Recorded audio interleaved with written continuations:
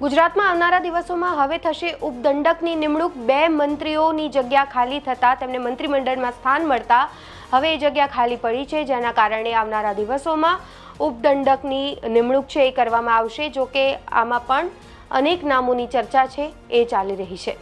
ગુજરાત સરકારના મંત્રીમંડળનું વિસ્તરણ થયા બાદ હવે વિધાનસભા શાસક પક્ષના 2 ઉપદંડકની નિમણૂક થશે એવા સમાચાર છે। વર્તમાન ઉપદંડકને મંત્રી બનાવતા જગ્યાઓ ખાલી પડી છે, આથી હવે 2 ઉપદંડકની જલ્દી નિમણૂક કરવામાં આવશે। કૌશિક વેકરિયા અને રમણ સોલંકી ઉપદંડક હતા, જેમણે સીએમ ભૂપેન્દ્ર પટેલની સરકારમાં મંત્રી પદ મળતા ઉપદંડક તરીકેની તેમની જગ્યાઓ છે હાલ ખાલી પડી છે। રાજ્યમાં મંત્રીમંડળના વિસ્તરણ બાદ હવે વિધાનસભા શાસક પક્ષના 2 ઉપદંડકની નિમણૂક જલ્દી થઈ શકે છે।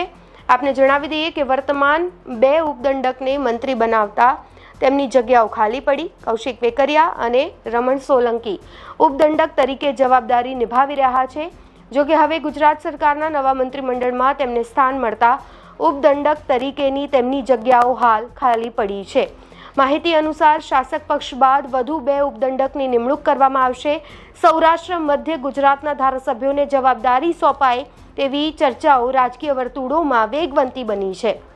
કૌશિક વેકરિયા નવા મંત્રીમંડળમાં ન્યાય, ઉર્જા અને પેટ્રોકેમિકલ્સ કાયદા વિભાગના મંત્રી તરીકે જવાબદારી સોંપવામાં તેમને આવી છે, જ્યારે રમણ સોલંકીને અન્ન અને નાગરિક પુરવઠા વિભાગની જવાબદારી આપવામાં આવી છે। આ રિપોર્ટમાં અત્યારે બસ આટલું જ। ગુજરાતના તમામ મહત્વના સમાચાર જોવા માટે અને જાણવા માટે આપ જોડાયેલા રહો ગુજરાત તક સાથે। નમસ્કાર।